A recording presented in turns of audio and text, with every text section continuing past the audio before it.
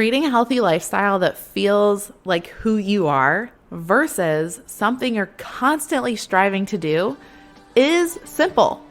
That switch to make is really simple, and it can be done with 3 simple steps.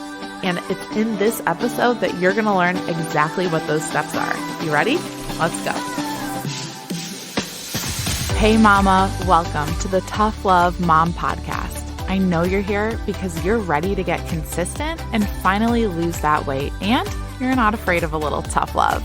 You know what to do to lose weight, but following through on those things feels impossible. You wish you could just feel like your strong, confident self again and want to be a good example for your little ones, but you get thrown off by mom guilt and the unpredictability of motherhood. It's frustrating. Taking on your journey postpartum is hard, but it's not impossible.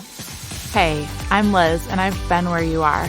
I gained a lot of weight in my pregnancies, 90 pounds and then 60 pounds. I needed to lose that weight to take control of my health and honestly just wanted to feel like myself again.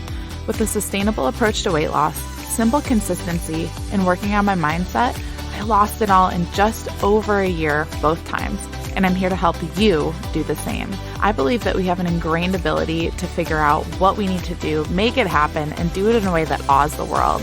If you're ready to stop falling off the wagon, create solid routine and healthy habits, and finally feel your best inside and out, all while enjoying dino nuggets on your salad, you are in the right place. We're about to transform your journey, my friend. Get pumped up.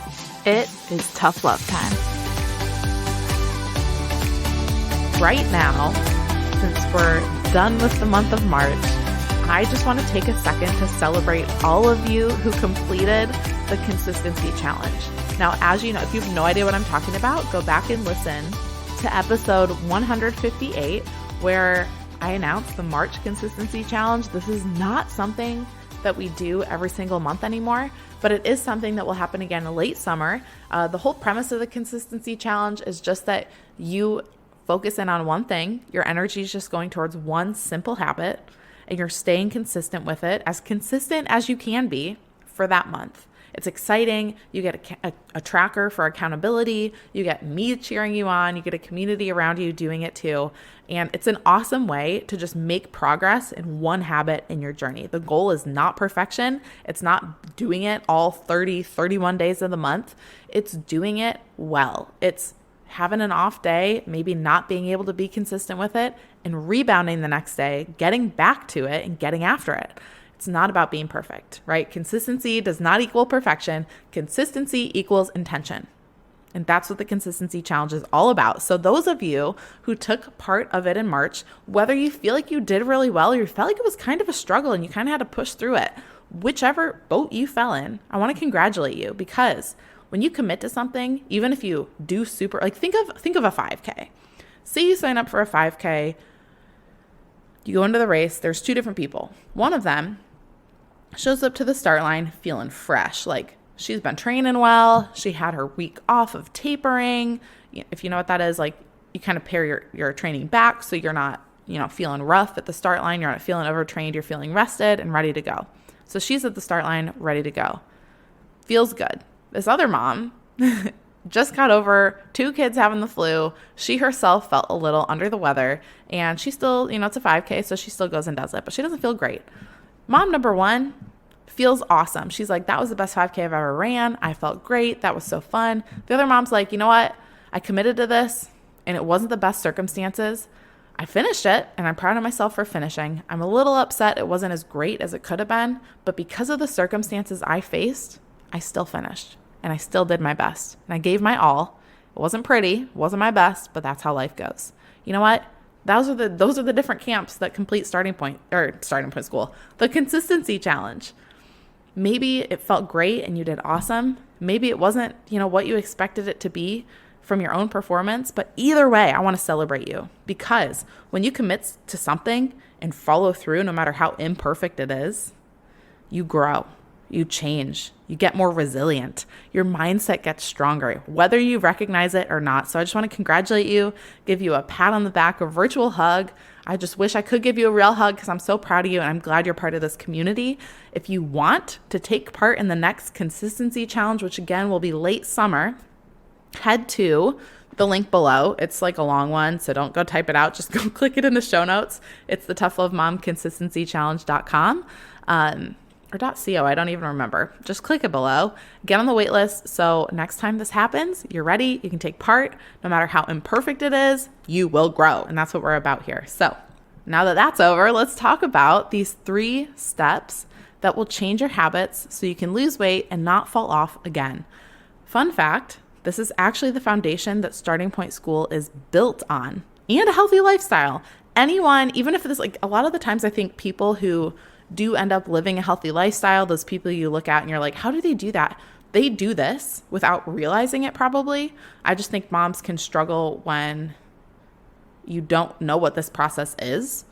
You don't happen upon doing it accidentally. So you need some guidance in it. And that's why I'm bringing it to you today. That's why, again, I built Starting Point School off of this 3-step process, because this is how you do it. So the 3 steps are self-honesty, your starting point, and staying consistent, and then repeat until you address the habits and the areas of your journey that need addressing, and it's all part of who you are. You repeat these 3 steps: self-honesty, starting point, and staying consistent. Repeat until you get to that point where you're like, this feels good. And what's cool is sometimes life happens and you need to kind of reset. Like, you kind of need to go back to the basics and you just go through this again. Like, this is a lifelong process, and it's a beautiful one, and it's simple, and it makes your journey sustainable. In an upcoming episode, I'm actually going to break down how long this can take, especially if you're like starting at square one, maybe you just had a baby, or you're just getting into consistency for real. But today is simply about those 3 steps. So let's dig into each of them. First up, self-honesty. This is the biggest one, and it's skipped over most often. What is it? Self-honesty is being honest with yourself about why you're where you're at right now. Being honest with where you want to go and what's realistic, and then being totally honest with yourself about where the disconnect is. So you're looking at right now, down the road, and what that path is in between, why you're not, there yet. I call this the RUP. I call this in Starting Point School, I call it the RUP formula. It stands for reflect, uncover, and pinpoint. So you're reflecting on, the past, kind of what's gone on, why you're at where you're at, what you want down the road. And you're looking at these things in each weight loss pillar: fitness, nutrition, and your routine. Then you're uncovering the disconnect in each, and then pinpointing which of those 3 areas you're going to focus in on first. Which one, and this might be like, which one's the biggest struggle? Which one's going to be the easiest to tackle first? You get to pick, but you walk through all of that so it's clear, and you're not just like throwing spaghetti at the wall. You're actually doing this based on the facts of your life right now. Then there's a set of guided questions. Like I said, this RUP formula, it's guided questions that you're going through, that you're journaling through. So this process isn't overwhelming. I'm not just telling you like, all right, think about it and go. You're like, they're very specific questions. It's very simple to walk through, and it's not time consuming, which is great. It is uncomfortable, I'll tell you that. But the way the guided questions are set up, it makes this mindset side of everything very doable. So this is important. Self-honesty is vital because it's the foundation of change. The beginning of letting go of being overly self-critical and feeling shame. And self-honesty allows you to be more intentional in all that you do because you're actually seeing things for what they are. When you choose to continue to keep the blinders on, or this like cloth over your face, and not seeing what really is going on around you, you cannot change those things. If you're going through the drive-through but like refuse to acknowledge the fact that that is causing issues in your journey, you won't change it. You can't change it. So we get honest. And what's a beautiful thing is, you're not doing this face-to-face with me. It's you and a pen. You get to be honest about it. You get to bring it to our client community and share in there if you need. You're not alone in these things too, which is the beautiful part. So I don't judge. I'm not like looking over your shoulder and reading your answers either. This is something, it's between you, your journal, the Lord, your journey. It's between all those things, and you get to work through it, and you get guided through it with these questions. But self-honesty, y'all, it's key. You cannot change until you're honest with yourself. Step 2 is starting point. Now, this is going from that previous step of pinpointing your path. So you figure out, okay, well, I start in the fitness area. with my nutrition, or with my sleep and my routine. You figure out which one of these, and within that path, you're going to find your starting point. It's simple as that. It's so simple. And there's multiple habits that I found throughout coaching dozens of people over the past few months, as well as people going through Starting Point School, and then my own journey as well, just kind of dissecting, all right, which pieces, when we break down fitness and working out consistently, when you break down eating healthy throughout the day, because you can't just have the goal of eating healthy. Like, what kind of habit is that? What does that mean? We can't do that. That's too much. We really break it down into singular habits, singular times of day, singular aspects of your journey, so you can tackle them one at a time and make it doable, make it part of who you are. And that's what a starting point is. It's that one singular habit that you're addressing. Now, as you continue through this process, as you do, self-honesty, starting point, as you stay consistent, you go back and repeat them, like I said, and you're going to come back and build in new habits. So you're going to pick a new starting point. I call them stepping stones after you do your starting point, because you start once, right? And then you just get that ball rolling. So these are just stepping stones on the path in your journey as you continue to come back. The third step is staying consistent. This is multifaceted because it's not easy. It's simple, right? It's just doing it, not necessarily day after day, but with intention, over time, maybe 5-6 days a week. It's being consistent. You know what that means, but it doesn't make it easy. And that's because it's pretty complicated. There's multiple pieces to the puzzle. There's setting your expectations realistically. That's part of consistency. Understanding how your brain is working as you put in the effort to get more consistent. Understanding when to move on to your next habit from your starting point, because you don't want to do it too early where you'll fall off your initial habit, but you also don't want to drag this on to the point where you're like, well, this is frustrating, I'm making no progress, because you got to it's kind of a leap of faith to add in the next habit, because you don't know what life's going to throw at you, but how can you determine when to do that next? You also have to bring your family into the fold. Part of consistency is not doing this alone. And I'm not saying for accountability purposes, I'm saying for ease on your life. Separating and compartmentalizing your family from your journey is not healthy, and it's not sustainable. So you learn how to weave those things together so you can continue to stay consistent. We also talk about dealing with failure and, of course, how to find accountability. Now, this all might make consistency with your starting point so it can eventually become mastered sound complicated, but what's cool is these factors that I just discussed all need to get addressed once, and those just slowly start becoming part of how you show up in your journey. It becomes more natural as you walk it over time, just like doing a certain habit consistently over time becomes more natural. Bringing your family into the fold, talking to them about this, all of that, finding accountability, all these things become more natural as you just continue to stay the course. And that's it. Now, remember earlier how I said you complete these 3 steps and then repeat it over and over? That is actually the key to these 3 steps, because you can do it once, but then where did you get from there? Great. You were honest with yourself. You picked a starting point. You stayed consistent with it. But then what?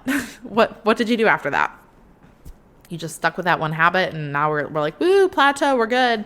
You know what? I know you want to make change in more than just one area.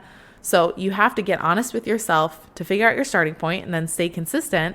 And once that becomes more natural to you, you get honest with yourself again. Find your stepping stone and then stay consistent with that habit built into what you've already built. And repeat and repeat and repeat. And you'll eventually hit other pillars, because you might start with nutrition, tackle a few habits there, and then move on to fitness, and then move on to your sleep and your routine. It's good. Like I said, I don't ever like to give a step-by-step, this habit, then this one, because your life is unique. Your circumstances, your schedule, all of that stuff is so unique to you. And the other pillars, I talk about them in episodes 175, 176, and 178, if you want to get some equipping around those. 178 will come on Monday. So make sure you're subscribed or following the podcast so you can go listen to that. But you get equipped in all of these areas. You get equipped with this 3-step process, and you just repeat it. It is simple. I'm literally giving you the answer right now. Just all of the resources that I've created to go along with this are in Starting Point School.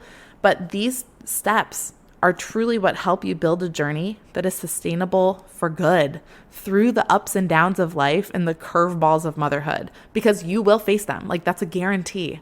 You cannot get out of that. You cannot get out of life getting crazy. My life gets crazy. I wouldn't use the word fall off, but like my habits ebb and flow too. I'm not super disciplined, perfect at all the things, just like this high performing human being all the time, because I'm a human being, right? I'm not high performing all the time. But I do use this process when I need to get things back on track, when I need to just kind of reset myself, recognize where my baseline is, get honest, pick a habit and focus in on it for the time being. So if you want to understand and actually follow this whole process, get equipped with it, implement it in your journey in a way that will change your life, head to startingpointschool.co. And you know what? If you don't end up doing Starting Point School this go around, that's okay. Just find some time to reflect, like follow this process. Find some time to reflect on where you're at right now and like what your ideal looks like. Decide on one habit to stick to, and then just stay consistent. You can do this. Get after it. Before you go, thank you for spending this time with me on the Tough Love Mom podcast.